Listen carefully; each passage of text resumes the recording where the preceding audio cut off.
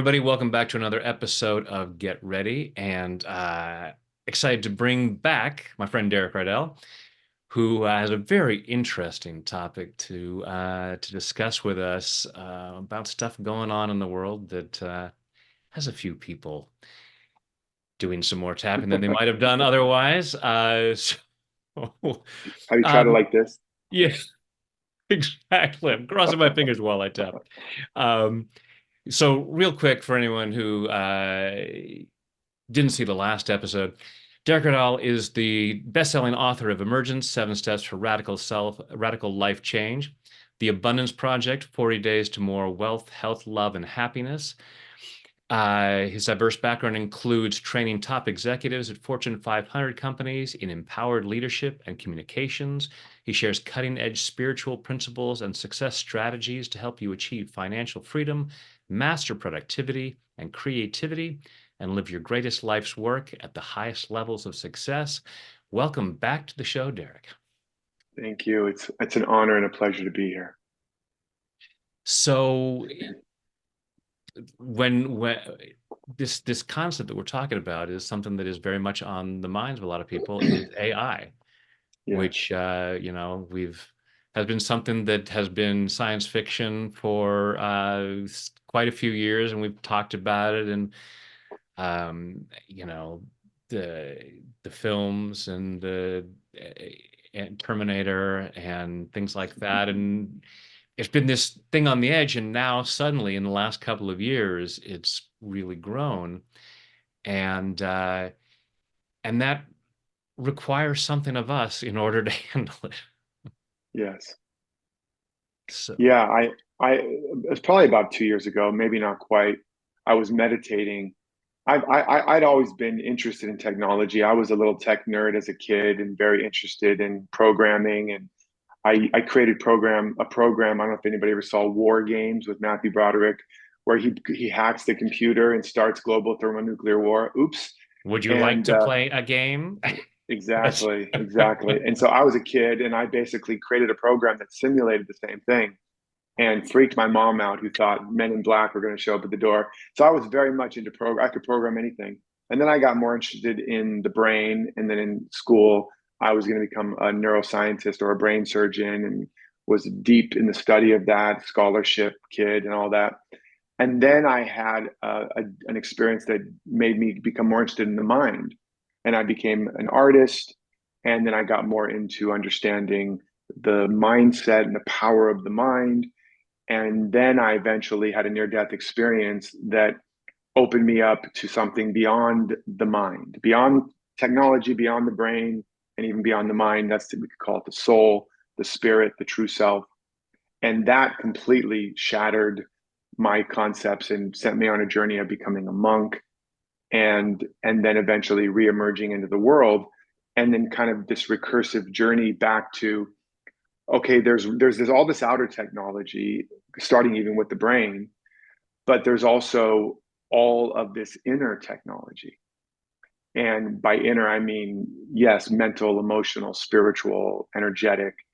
And and that kind of began my journey, is how do we integrate the inner world and the outer world so that we can be fully in the world, but coming from this greater place of resource, of source, of power, of wisdom, where we are not searching for some external fountain of youth, but you're only learning to drink from the fountain of you, right? And dig a deeper well into your being. And so that's been my journey through thick and thin and ups and downs, and through some quite challenging times, tragedy, the loss of my son, divorce, a loss of a great fortune and a Bernie Madoff level scam, wife getting cancer. Like, I've been through the Job experience and seen that if I understand and apply this inner technology, not only can I get through it, but I can activate and access more, right? Like the original large language model, I'm training on more and more data, and I can ultimately activate more of the deeper potential that is within us. So that's been my journey. And a couple of years ago, give or take, I was meditating. This was before the whole AI boom kind of came to the fore as it did with ChatGPT. I was writing fiction on, I have multiple novels I've written that aren't out yet, but they were all very science fiction. Now they're like, they could be textbooks Now it's just in a history. school. Now it's just Yeah. history. Yeah, it's just fact, science fact. You know, who knew I was a science writer? But basically, I was meditating, and this voice came through, and it said, "Build the ark. The flood is coming." And I was like, "What? Who's talking to me?" And that was the second time I've ever had like a prophetic experience. The first time was before the pandemic happened, and the same feeling and the same energy. Something big and bad is coming, world changing. And nobody believed me, and people thought I was being kind of weird. And then when little things started happening, I was like, "This is going to be it." And I'm like, "Oh, come on, just a little sniffle or whatever." And the second time was with this meditation, and it was the same feeling. And it was an urgency that just grabbed a hold of me and said, "This is going to be and the vision began to unfold and show me it's going to transform every area of human life. It's going to be bigger than any industrial revolution in the past. It's going to be like the internet and the printing press and the discovery of fire all wrapped up in one." And I was like, I was compelled. And as I began to dive deeper into it, I could see that literally, it's going to, the job displacement, the mental uh, crisis, emotional crisis, mental health crisis, polarization, everything. And then all of a sudden, ChatGPT comes out and all this stuff starts happening. And I'm again watching it in real time. And it's happening even faster than I imagined. And the insight or the guidance that came to me was, remember, all human beings have a tendency to become enamored with what's outside of us. And we were trained since we were little kids in a thing with, shaking things in front of us and little things spinning around in our crib. Look outside. This is where all the sparkly things are. This is where the power is. This is where, then we were sent to school and told us that all these things out there in teachers and books, or in religion, all these things out there in books and preachers, we were just told over and over, that's the source of our knowledge, our wisdom, our power, etc. And so we've been hypnotized and conditioned to put most of our power and agency outside of us. And when this message or download came, it said, "Don't forget that all of this outer technology came out of you. It came out of consciousness. That we are the original AI. That we are the ancient intelligence, the ancestral intelligence, maybe even the alien intelligence or the angelic intelligence. But basically, we are the original AI, and even our consciousness, if you understand a bit about quantum physics and neuroscience and all of that, you understand that we're not, this world that we call a solid world of shapes and colors and sounds is not that at all. It's actually a field of fields of energy that are moving in different phases. And then our field called us, and our brain, which is a field, has evolved over time to interpret all of this data. It's basically been training on all of the data in the quantum field and building our own large language model called our consciousness and or our soul. And it just showed me all this, and it said the inner technology is the greatest technology in the universe. AI doesn't have a prayer over that. But if we don't remember that ancient truth and get back to first principles, like the original academy, and start to make at the center of our life the understanding and the development of our inner technology, which we'll talk more about specifically, then we are going to go the way of science fiction, where you see these futures where we can fly through universes and terraform planets, but we're just killing ourselves and blowing things up with bigger bombs and weapons. But actually, our destiny, our potential, is we evolve more than the outer technology. Imagine that. We have super AGIs to do all these wonderful things, but we've activated our super AI, and we are super intelligence and super beings, and we use it as a tool. But if we don't do that, we are absolutely on course for it to use us. And if you think I'm being Chicken Little, just look at what's already happening with social media. You know, look at the social dilemma. Look at the rates of all the crises that are that you can see a correlation between the launching of the iPhone and the social media, and you can see all the correlations of all the biggest problems we're facing mentally, emotionally, even economically, et cetera. So that's what started it. And again, I'll just pause there, but that was that was day one. That was like, there's something really urgent here. We need to get back to first principles. And I will say one final thing.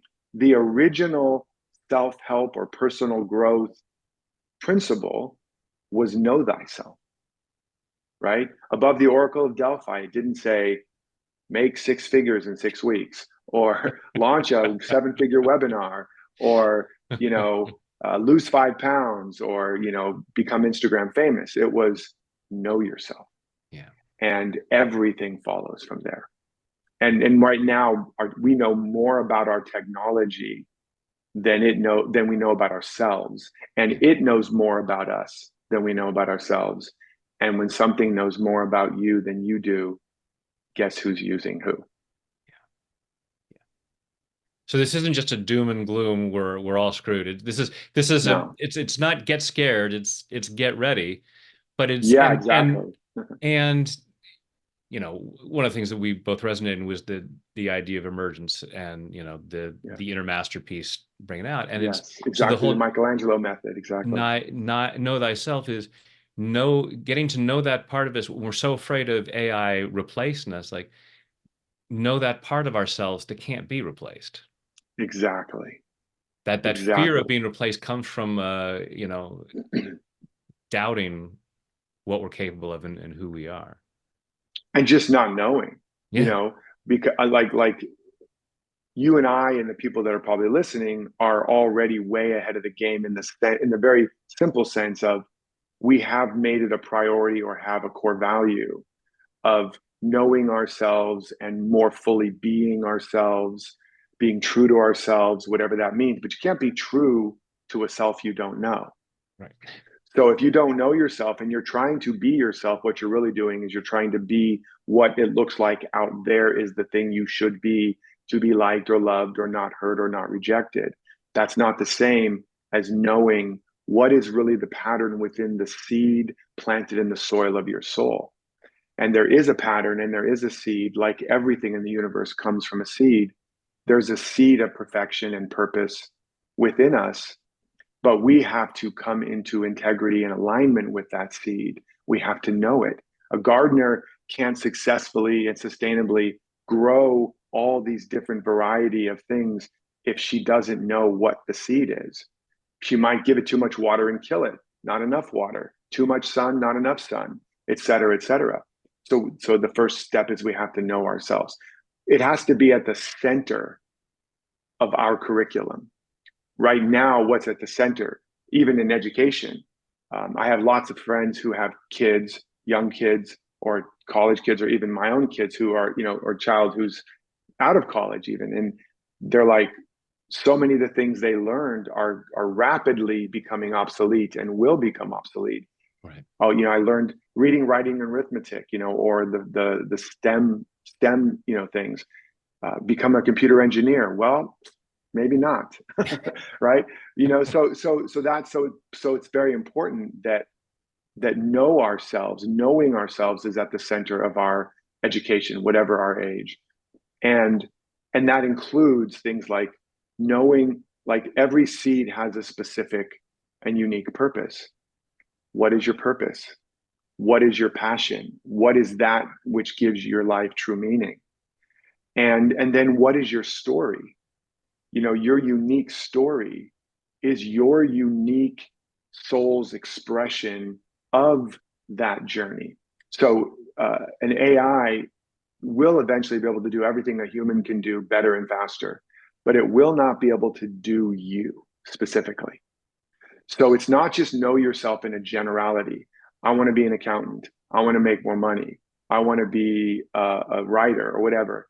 It's the specific voice, the specific point of view through your specific journey of learning and trial and error and, victory and challenge, there's wisdom, like a plant in nature that goes through all kinds of struggles, or like great wine, a great grape that produces a great wine and an expensive wine.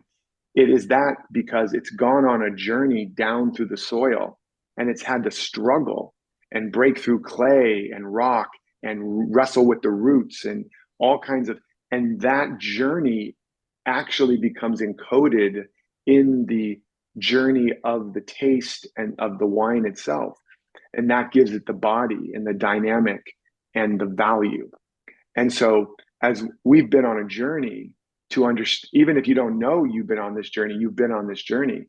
I say to people that want to be coaches and teachers and writers and authors, and, the workshop you're living is the one you're meant to be giving. And so our journey is encoded in us very unique ways to understand the universal wisdom of life. No matter where you are, even if you think you're not doing well, you actually already have encoded tremendous wisdom.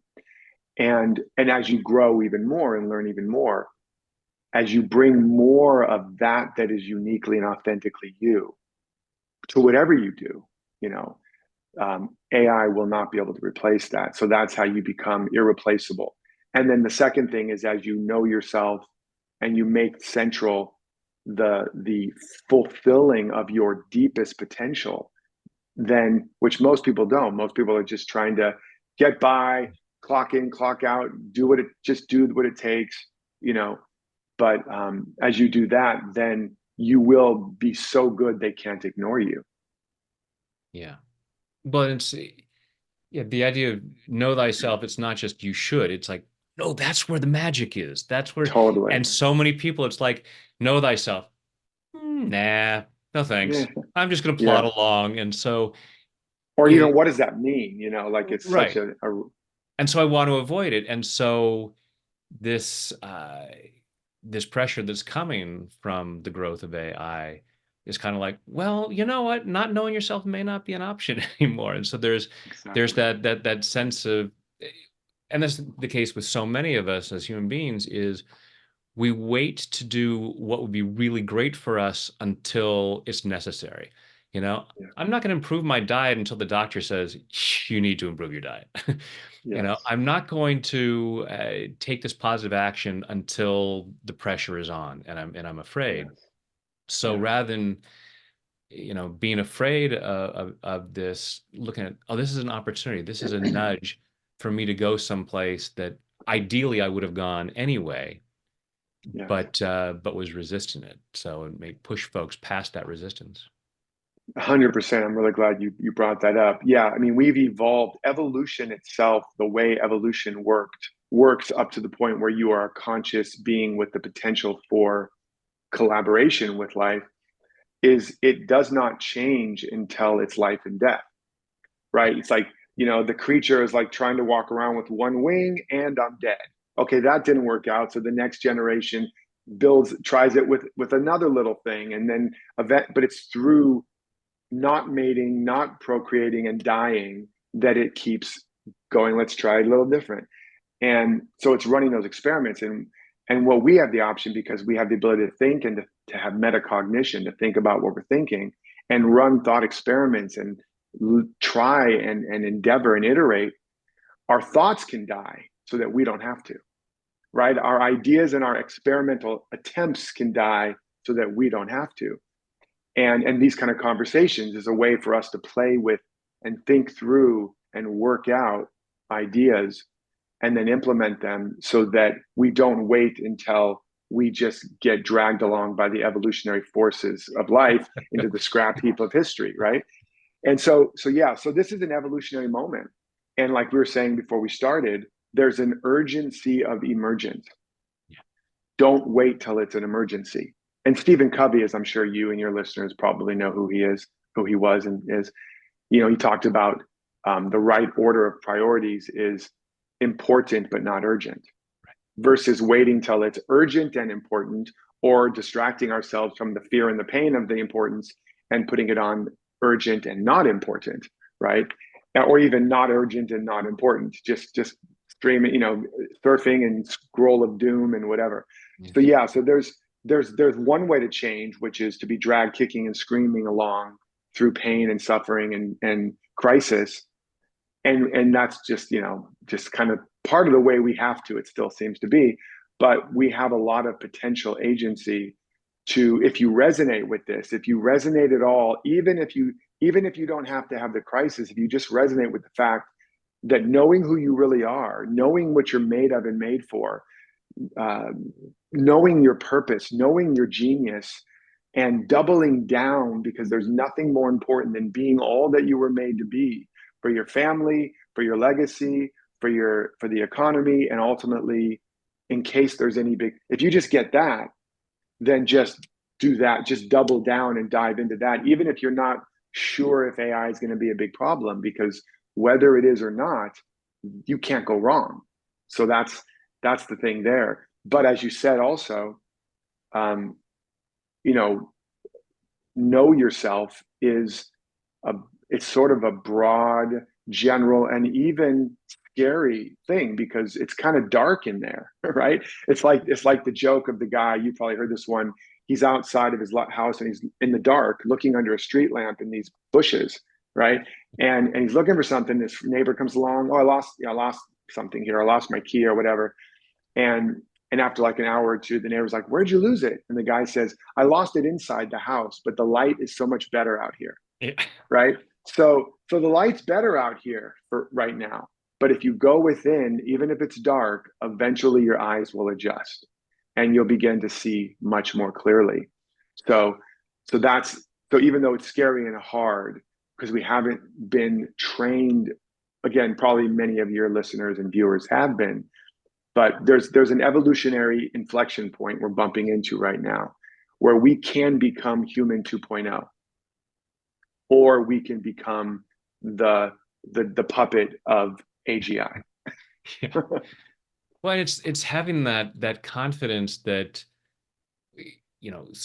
one of the biggest things that people struggle with is a feeling of not being good enough. There's not really that much to me. It's getting to that place of recognizing, okay, I have who I really am underneath the masterpiece underneath the marble, Yes. the oak tree that's inside the acorn is the symbol that Yes. you've used.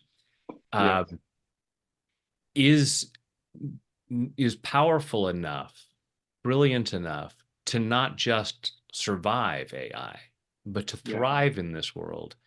And Yes. this is that opportunity to find out, okay, how is this going to be the next great step in our evolution as Exactly. human beings, but also as at an individual level of where is the place where this can take me to a life that I, was settling for something so much less than what's possible.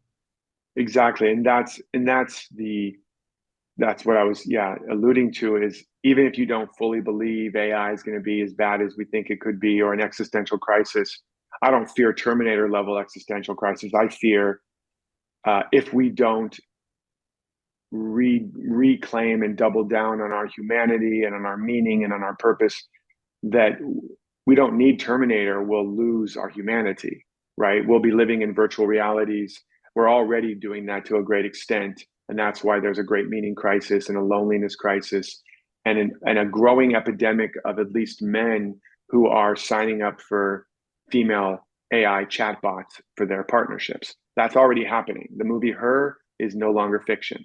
It's actually so there's this growing thing happening of losing our humanity.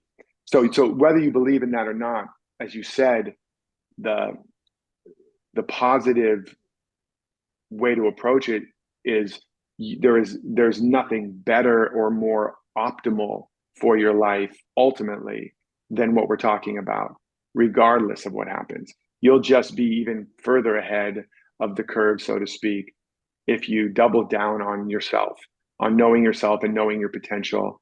And yeah, there's doubt, even still people doubt, well, what if I'm not special? What if only some people are special?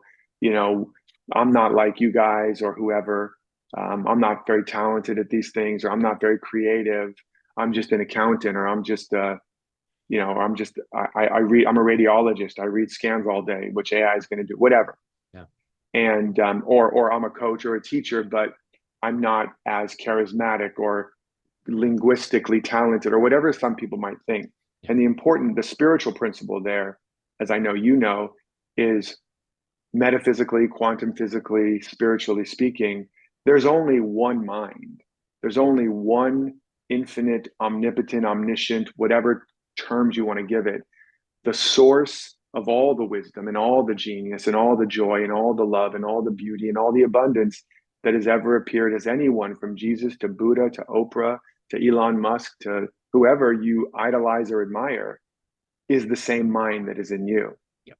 And that is a principle. And if you don't believe it, if you begin to practice it, and you know, and I'm not intelligent, I'm not intelligent, whatever the thing is, if you Right. begin to practice it, tap away all the doubts, but also really double, I'm sure, and also tap in the positive. If you practice it and then you begin to ask yourself, if this was true, who would I be? How would I begin to treat myself? How would I begin to show up in my life? What would I begin to start doing? What would I begin to stop doing? You can start to reorganize, because remember, with the emergence principle, the seed already has the pattern. You cannot make the plant happen, but you can make it welcome. So when you create the right and the ready conditions that are a match, that are aligned for that pattern of that seed, then that seed will begin to emerge. Another analogy is the radio station. And for all you young kids out there, radio was a thing we used to have back in the day. But it does still exist. There's some radios out there, but I'm definitely aging myself. But radio, there's music playing right now. Your favorite music is playing right now, right here, but it's as if it doesn't exist. Right. But if you tune your radio dial to that frequency, so that that frequency is a match, suddenly that station becomes manifest as the music. You have a manifest station. and where was the music before? It was right here. It didn't come to you. You didn't have to go to it. You didn't have to attract it even. It's already playing. That symphony of success, that beat of abundance, that rhythm of joy, it's playing on K-Joy versus Killjoy, or KGOD, or whatever, KRICH, K-Rich instead of KLACK. It's already playing. So as you begin to tap into, if I really could be what I want and be uniquely who I am, and believe that had access to the one mind of all intelligence, what kind of life would I then go for? And then you start to design your life intentionally, so that you begin to start doing the things that align with that, stop doing the things that don't, et cetera, from your speech to your actions, to the activities, to the conversations, to the relations, to the environment, which everybody has control over to an extent. That's like tuning the dial of your consciousness to the station where your music is playing. And so that even if you don't believe it, if you start aligning, like you may not believe there's an oak tree in that acorn, or you might be going like, how in the world is that possible that I'm this tiny little nut? Imagine if you were the acorn. I'm just a nut, man. I just want to be a good nut. I'm afraid of heights. I don't want to be that tall oak tree, right? Yeah. If you just start to organize the conditions that match internally and externally to the extent you can, you will start to experience this unfoldment or this emergence, and you will begin to not have to merely believe it. You will begin to experience this new energy and this new flow and new opportunities and new ideas. I mean, that's what we talked about probably in the first interview, and what I go into great depth in my book Emergence. But it applies more than ever now, because even if the economy's bad, or AI is taking your job, or whatever's going on in your life, it doesn't matter. If you come into integrity with who and what you are, no matter what's going on in the world, that potential in you will begin to emerge. And that's the good news. Yeah. Yeah. Basically, if AI is taking your job, that wasn't really your job. Yeah. And you've been settling for something that's far less than what you're really here for. Yes. And people are going to be, it's already happening, but people are going to be increasingly hungry for, even some that will be marveled by all the AI, the creators, the artists, the leaders, the lovers, the servers that are truly owning and embodying their authentic humanity and soulfulness is going to become like premium stuff, right? It's like handcrafted humanity, right? It's like this podcast brought Artisanal to you, humanity. artisanal humanity. This podcast brought to you by a real human, you know, and it will matter. It will make a difference. And again, I would also invite people. This is just a quick sidebar. AI and technology is not our enemy. I'm not a luddite. You know, I think technology is fun and cool, and but uh, you can use AI to support you. You can use ChatGPT. Like, remember, we talked about know thyself. Well, there's a few little fun tricks or hacks that people can do, which is go to ChatGPT or whatever one that you use, Claude, GPT, who knows what they're changing their names to at this point.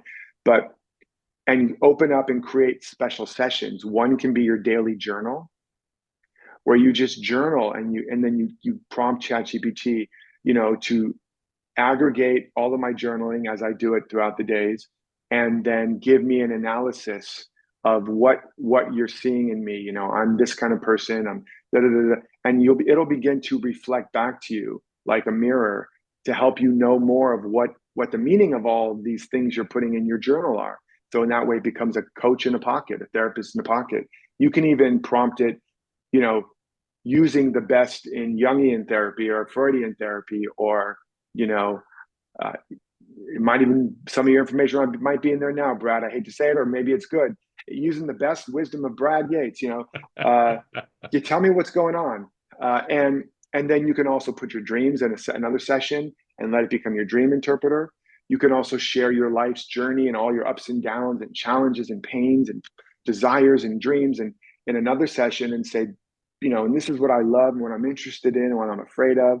Based on all of this, what might be my unique zone of genius or my unique area of passion or my unique purpose? And if you just start using it to get to know you better rather than just give it the job, go write that essay, go write that report. No, use it to get to know you better. Now you're evolving alongside of it.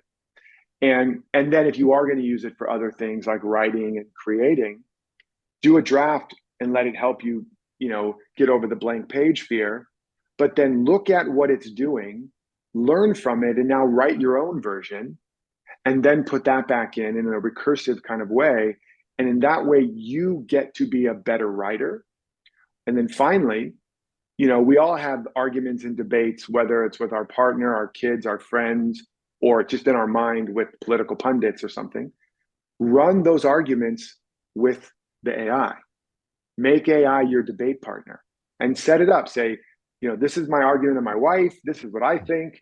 And now I'm going to give you, you're going to be my wife with that point of view. And I'm going to try to argue and win the argument, but you don't let me win. You keep giving me the feedback and the understanding. And then by the time you get to that, you'll be like, wow, she has a really good point. And then you can say, now run that argument as if you're me and my wife together until it comes to a resolution. And you go, that's a great, oh my God, I never, wow. And then go to your wife or your That's husband war with, games all over again. To yeah, play out all the different possible scenarios until it's except, winnable. except play it out with your wife or your husband, you know, in the sense of that's going to cause trauma. But actually, by the time you're done, you'll be like, you know what? He or she has a really good point. I've really learned a lot from this. I'm going to go back to them now and just share how much I see their point, and go, wow. And if there's still something I would then want to ask for or share with, there's going to be a much more, I've already worked it out, you know. And then of course they may add new stuff. You can go back, say, hey, GPT, you didn't tell me this part, you know, and you can keep playing it out. But the same thing with political debates or whatever, you know, the left versus the right or whoever, whatever.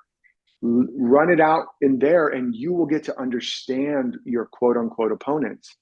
And you will start to find that there's really a truth in the middle. And so there's a lot, and not only that, but you'll be a better communicator. You'll be a better writer, a better creator, a better person. So these are all things you can use it for in a way that is not outsourcing your brain or your mind and atrophying your own human capacities, but it's actually helping you to get better at it, to know more, and to activate your inner AI, your inner technology. Yeah. Yeah, really, really helping us find more of our humanity, which Yes. too often we take it for granted and don't enjoy as much.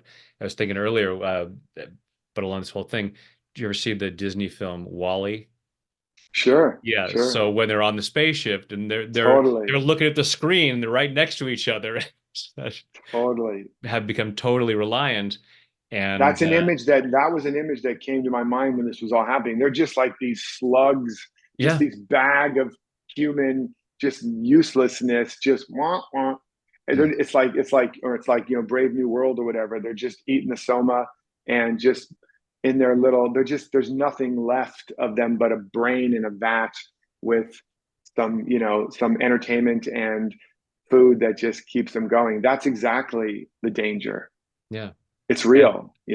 but it's that opportunity of going, but just like in Wall-E, when things start to get messed up, it's like they discover it's like, oh my goodness, hello.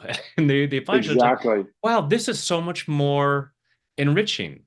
And so it's taking that opportunity to go, this is forcing me to, potentially forcing me to look at what have I been missing? Yes. And I can enjoy the human aspect of things that I might have taken for granted and may have Yes. ignored because of fears in myself. Yes. And I may have been causing a certain amount of loneliness in my life or something because of it just feels uncomfortable. It's like, okay, well, you're gonna have to get over that. Yes. Because and you're gonna find something that you've been missing out on. Yes. 100%. And it's all relative because if we look back 20, 30, 40 years, whatever the timeline is, we've already given up and given away a lot of our humanity. We're already in the midst of as I said, many crises. And so not only can we prevent becoming the Wall-E characters and becoming isolated and just little brains in a vat kind of thing, but we can and also ultimately explore and discover depths and dimensions and realms of joy and humanity and creativity like never before. But we can also reclaim the lost years of the locusts, the all the time that has been eaten up by our commoditizing our humanity and giving away our attention and being captured by the algorithm. We can reclaim all of that. It's not too late. And really truly, you know, be young and free and empowered again. And then, of course, for our children and for the future, um, lay the foundation so that they also, not only do they not suffer what we've suffered, but they actually have an even like right now there's a statistic that there's the first time I think in 200 years or some long period of time, 100 years, where kids of parents now are of this generation are less successful, less healthy, and potentially likely to live less long. It's like it's going backwards. That's the first time, and I think it's 1 or 200 years. Somebody might correct me. We have a chance to reverse that and leave a much brighter legacy. That's all real and possible. And the only reason I start off with and include the fear aspects, and even this is true from evolution, if we didn't have fear as a signal, we wouldn't have evolved. So, so the fear of dying or the fear of loss is not our enemy. It's actually a signal and a message, and it shows us the guardrails and it shows us the thresholds. And it doesn't mean we want to live, obviously live based on fear, but it gives us, if you're driving down the street and you see a Mack truck heading towards you and you have no fear, that's the last drive, right? Yeah. So fear is important. It's a part of the, if you have enough fear for the thing that we want to change and enough pleasure or desire around the thing that we, or the thing that we want to have, then our mind will flip. That's one of the things that's happening, as I'm sure you know, when we're tapping. We're actually flipping that that particular evolutionary trigger, the craving and aversion, the pleasure and pain mechanism. But in any, so it's valuable. And the ego will actually try to prevent us from feeling the fear or the pain of what we're doing that's hurting us, because then we might actually change. And Can't so, have that happen. go ahead. Yeah. There's a part that says, yeah, I can't have that happen. Oh, Yes. I want things to be different, but I want to change. Exactly. I don't want to change. Exactly. I want to. Yeah. I want to change the world, but stay the same. Yeah. Yeah. Exactly. I want things to be different, but I want to I change. want to change That's my kind of health. I like, want my health to be different. I want my finance to be different, but I don't want to change. yeah. Don't ask me to eat differently and spend differently. Yeah. Exactly. It's like Hollywood. Give me the same thing, only different. Right. And so yeah, it's tricky. Our human mind and the map of reality and identity, the program that served us to survive as an evolution, as a species. And then as when we're kids, we build a map of reality so that we know that thing coming down the highway but doesn't look like it's moving is actually a car. And if we don't get out of the road, it's going to kill us. Like there, we built a map, and that's a really good thing. But then what happens is once that map is built, the ego and the evolutionary survival mechanism locks it in place, puts a frame around it, hangs it on the wall, and says, that's reality. And it's not reality, it's just your map of reality. But everything is working 24/7 to maintain that map, that picture. And so we do need discomfort, either extreme pleasure or discomfort to go, maybe this map isn't entirely right. And maybe there's more territory outside of the frame that I could explore. And so crisis, and as the Dalai Lama said, I wish for America more suffering. You know, pain, suffering, crisis, these are ways we grow. But we can also grow through vision and inspiration and deep desire and love. But you usually need a little bit of both. Yeah. Yeah. Well, and there are no, I would say there's no negative emotions. There are uncomfortable emotions. And Right, those are right. just signals that there's something to pay attention to, fear, Yes, anger. yeah, And we can experience less of that if we stay ahead of it. So, yeah. the Mack truck coming, if I'm, not staying on my side of the road and I'm not paying attention to it, the longer I wait, the closer that truck's going to get and the The more louder fear I'm that going to feel. signal is going to Yeah. get. But if I am aware of that, if I go, oh, I need to stay on my side of the road and I need to pay attention so that if I can see that truck from a distance, I can make positive choices and Yes, keep myself safe without having to go to that place. That that message only has to show up if yeah, if I allow it to get to that. And obviously, there's some things that we can't. When the fear right, response comes up, if we're walking on a path and we see a snake, it's like, okay, the right, only way to completely avoid that is never go hiking in nature, and I don't want to right. do that. So, but there are these precautions, and we can look at with AI and anything coming down the road and go, okay, what choices can I make now so that I'm in a much Yeah, better place and I don't wait until reality smacks me upside the head and exactly, I feel that pain of fear or anger or whatever it might exactly. be. Exactly. And that is, I guess and that's the real message or the call here is whether, like I said, I've been in enough challenges in the last 4 years for many lifetimes, like I said, losing my child, losing my family in a divorce, a lot of big challenging things. And it's part of my unique spiritual path has been to experience the unimaginable and experience the deeply painful or deep loss, and to realize that it can't break me or sink me. And in fact, when my heart breaks open, it doesn't kill me. It unleashes more love and more compassion and more patience. So that's one way to go. I don't recommend it, but Yeah. but here's the thing. Here's the point. Stuff's gonna happen. stuff happens, right? We live in a world of constant changes, and people get sick and people die and economies go upside down and new technologies come along and countries go to war. And so the question is, how can I establish myself within myself? How can I, what I say, when you have an understanding, you have an inner standing, which leads to a powerful outer standing, and then you become outstanding. So you're rooted within, you're rooted deeply in a place the world didn't give you and the world can't take away. Like a tree, it's so deeply rooted, the fire comes and burns it, but doesn't kill it. The drought comes and dries everything up, but its roots are deep enough that they're drinking from a silent spring. And the wind blows and breaks branches off it, but it's so deeply rooted it does not topple.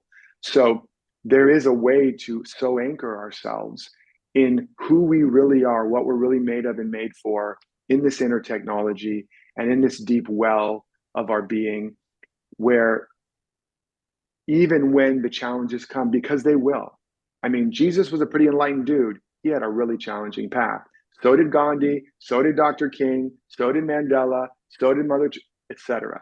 So no matter how good or nice or spiritual you are, if you are willing to live a big and full life, you're going to have lots of challenges. Whether it's AI that does it, that's the storm or the fire that threatens to topple you or burn you up, or something else, something's coming. And so the invitation is, don't wait, right? Do take yourself and your potential seriously. And there is a destiny of greatness waiting for you. And maybe you're already living it, but you haven't even, like, God or life is saying, good start, kid, right? Even if you think you're doing great. Yeah. Well, and no, we've used several analogies with trees. There's the great quote about, the best time to plant a tree was 20 years ago. The next best time Yes, is right now. And in terms yes, of acknowledging this inner technology, this inner intelligence, uh, no better time than now, and yes, and be as prepared for whatever life, whether it's AI or anything else. Like, okay, I'm going to be the yes, best version of exactly. myself, and trust that I'm being the best version of myself is the best way to manage whatever comes down the pike. Exactly. Exactly. And the best way to be of the greatest service to your loved ones, to your clients, and to the world.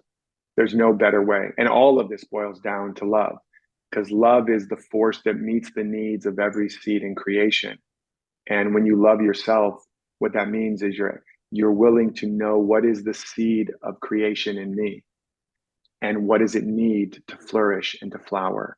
I'm going to devote my life to feeding and nourishing that seed, that it may flower and fruit, that I may share the flowers and the perfume and the fruit with all of the human ecosystem. And then in that way, I'll be able to help others likewise to meet the needs of the seed of creation in them. And then together it becomes a garden again. So it really boils down to love, but love is very specific. And as they say, love is a verb. So do something. Yeah, and it's a total win-win situation because you're Yeah. more likely to be of greater service to the world, but it also is just an awesome feeling. So Exactly. it's the It just best feels good. ride. Be selfish. Be selfish. Divine selfishness, right? Yeah, absolutely. Yes. Absolutely. Yes, indeed. Awesome. Uh, Yeah. this is yeah, very much enjoying this conversation. What a great Likewise, brother. concept. And I hope everyone is feeling inspired, not scared, but Mm, inspired to go, okay, wow, this is a great opportunity now to really step yes. into what's possible. Yes. Yes, indeed. Awesome. And there's plenty of, I don't know if you want to send somebody on your side or if they want to go and check out. There's lots of free trainings on my site, right in line with everything we're talking about. There will be Or a if you link want to, down in the got information it. below. There'll be links to find out more about Great. how to embrace this inner wisdom and the emergence and all this good stuff to live your Beautiful. best life regardless of what technology does. and Yes. and even in, Yes. with the help of technology. So Yeah, including this technology. absolutely.